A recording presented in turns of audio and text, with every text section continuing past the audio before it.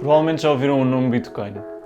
Esta é uma das criptomoedas mais conhecidas no mundo, foi também a primeira, completamente descentralizada, ou seja, não tem uma entidade responsável pela sua emissão, nem intermediários financeiros para registarem as suas transações. Então como é que funciona tudo isto?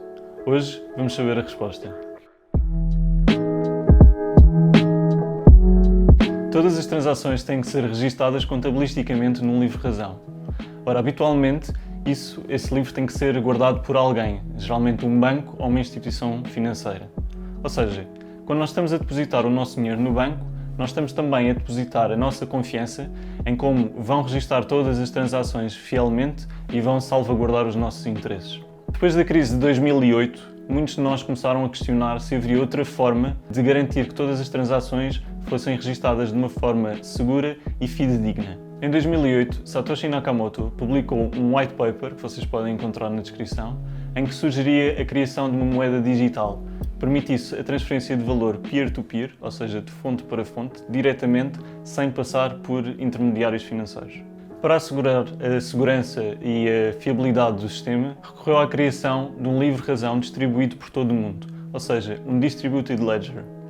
Eu sei que isto pode soar estranho ao início, mas depois de pensarmos faz muito sentido. Então, e se em vez de depositarmos a nossa confiança num ou noutro banco, todos nós, por todo o mundo, tivéssemos uma cópia desse livro-razão? Assim, para defraudar o sistema financeiro, seria preciso estar a alterar cada um destes livros-razão em simultâneo, o que, recorrendo à criptografia, é praticamente impossível. Estando assegurada a fiabilidade, há uma segunda questão que nós temos. Então, e a nossa privacidade? Nenhum de nós quer que toda a gente saiba quanto dinheiro é que temos na conta, certo? Para resolver este problema, recorreu-se a um sistema parecido com o IBAN. Ou seja, se eu quiser enviar ou receber dinheiro de alguém, apenas tenho que dar ou perguntar pelo seu endereço, completamente anónimo. O Bitcoin, como estava a explicar, foi a primeira versão destas moedas digitais, mas desde então já surgiram milhares e milhares de projetos independentes com a criação de novas moedas. Lado a lado com a criação destas moedas, surgiram as primeiras corretoras ou exchanges, como por exemplo a Binance ou a Kraken, que permitem fazer a troca dos nossos euros ou moedas tradicionais pelas moedas digitais, como o Bitcoin. Surgiram também as primeiras carteiras virtuais. Para quê?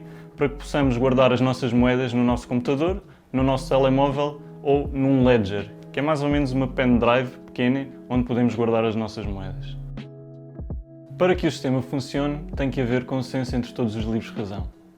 Cada um dos nós, servidores ou computadores espalhados pelo mundo nesta rede, tem uma cópia deste livro-razão.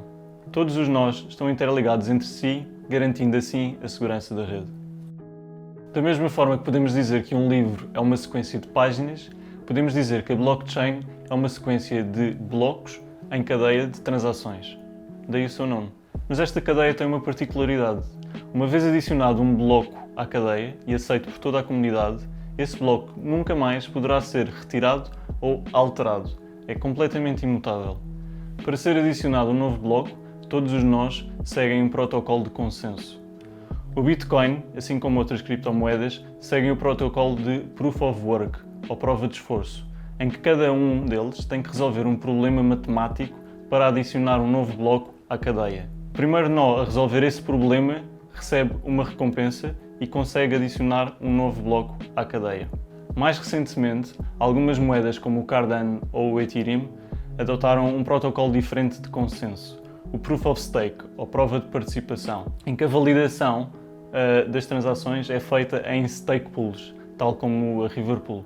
Esta forma de validação é muito mais rápida, permitindo mais validações de transações por segundo e consome muito menos energia que, por exemplo, o Bitcoin, sendo muito mais favorável para o nosso planeta. Neste protocolo, cada bloco é como se fosse uma mini lotaria e a stake pool que tiver o bloco premiado recebe a recompensa.